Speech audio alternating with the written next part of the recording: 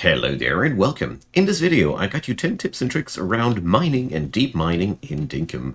So it's all about various things that I really found helpful, and I hope that you will find them helpful too. So let's get started with the very first one. So rocks, they're literally everywhere. I mean these guys here, they are just yielding rocks most of the time, but as you see here, sometimes tin ore, sometimes shiny rocks, sometimes even fossils. The verdict here is sometimes they can be massively worth it, but most of the time they are not. So if you not feel like a really inclined into a really fat grind, you can safely just skip on these eventually. Number two I want to introduce to you are the marvels of crab soup. So once you have crab soup, you have tools and weapons not consuming any durability anymore. This is very, very handy, especially if you just want to grind some stones, like I said. Because in all honesty, there's nothing wrong in just breaking some rocks and seeing if you can find something really valuable, because fossil can easily yield almost 100,000 dink. But yeah, you just don't want to destroy your tools while doing so. And this is, as far as I've seen things, the best method to do this. You can make crab soup by catching inland crabs that are sitting on the riverbank floors and such. So number three, desert mining. So as you see here, I'm sitting in the desert, and these are, in my opinion, early game, the best locations to do your mining. From time to time, you get some real ore spots, but you also can find rocks like these in the desert quite frequently until you have mined them all. This is one of the last on my map. So these guys are interesting insofar as you can pop them with a copper pickaxe. A regular basic one won't work, and sometimes they contain iron ore. This is, in the early game, the most reliable source of iron ore that I know about. Ores do respawn quite regularly in the desert as well, but in all honesty, quartz does mostly. The other ores, well, keep your eyes out on while you're exploring. Often they're just spawning, but only the desert has these big boulders that I've shown you, which sometimes contain iron, and iron can only be acquired once you have been once in the deep mines, as far as I know, on the surface. Now, which brings me to number four, quartz. So you see these rocks here with the little white specks? This stuff, quartz, is not needed in the numbers that you acquire it. There is no method to further refine it. It's just needed for the reasons it's needed for in its raw form, so you can safely just see that as money that lies on the ground. So feel free to sell away quartz crystals that are beyond the 100, and then you have already way more quartz in your storage than you possibly need. So it's a really good cash crop, so to speak, when you're doing your mining business, and I can only recommend. So which brings me directly to number five, the deep mining. So I want to first talk about the preparations that you have to do before you can go deep mining. First up, you need to build the place itself, obviously. This is a pretty steep investment in terms of resources, 250 grand of dink, and quite a lot of metal bars. So that is one thing. And the other thing is you need some gear to be prepared downstairs. Highly recommend to craft yourself some torches. Also highly recommend to have iron weapons. I think you can properly do it with copper gear too, but the problem is a simple one. Gear made out of copper has a pretty low durability. You could fix that by being constantly under the influence of crab soup, but yeah, iron gear just has the advantage of being very slowly wearing down, and there's just a lot of things to kill down there. So I also recommend a spear, more about that later why. You should prepare your old keys, because you can open doors with that. And did I forget something? Yeah, you should bring food that restores stamina and does heal you. My personal favorite is croc meat, the cooked one, because it has both of these statistics that I need. So my typical standard go-to application is wattle brew and 2 stacks of croco meat, and you're pretty well on the way. You also need the mine passes, which you can buy at John's, which cost 25 grand each. I highly recommend to prepare yourself, buy some in advance, because I personally love to do my mining on Sundays when nothing else is can be done. But the problem is Sundays you can't buy that pass, and John only sells one pass per day. So the last point of the preparation list here is, you see that there's a lot of items that will cost you money involved that you need to prepare beforehand, and therefore get that. So when you get downstairs, you will need and deplete that mine pass. So always check if you have your stuff, as you see there. And yeah, which brings me to number 6.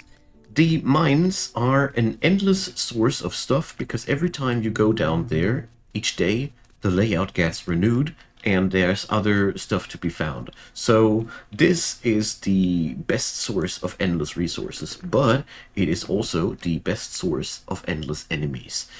The problem is pretty simple. There's always stuff spawning down here, so you will not ever get your stuff without a battle down here. So this is something you just have to be prepared for, and this is the main difference between the surface mining and the underground mining. On the surface, you can pretty much escape any dangers that are upon you. Here, the stuff is just coming towards you. So, number 7, the torches and the torch. So, what I'm wielding here is the torch. The torches, the wooden ones here, are crafted out of mangrove sticks, can be plotted on the ground, and are really just excellent if you just need to mine out something. As you see there, there's a couple of deposits there. Now we can even press E, pick it up, and keep moving. So this is a very cheap way of getting the job done, because you get 8 torches out of 1 mangrove stick.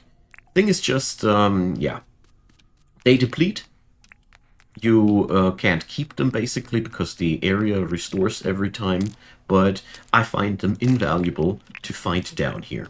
And the other thing, well, we're talking about fighting, is this torch here that I got. This item is, you see, usable as we speak as a light source, obviously, but it also has a battle purpose. I sadly don't find an enemy to test it upon right now, but it's very simple. When you hold down the left mouse button, you focus the light. And if you do that directly into the face of an enemy, crocodiles and the fire-spitting dudes, they work both, they get stunned by that.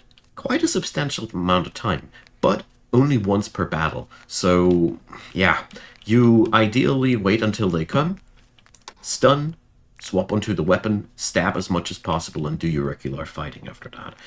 And place down a couple of torches around where you want to fight, because there's one downside with those torches. As you see there, one bad blow is all it takes, and you're out of torches. So, number 8, what's the whole purpose of this place down here? It's basically mostly about finding rubies. This is what brings you down to the next level. Jokes aside, you can find a lot of iron and other goodies here, as you see there. These chests can bring, these doors can bring you to the rubies. So, wonderful. Sometimes you find a chest in here which contains new items. The chest itself can also be pilfered, but those rubies, they're the prime goal, what we are after. You pick them up, and then you have to walk through complete darkness. Luckily, your minimap can guide you well.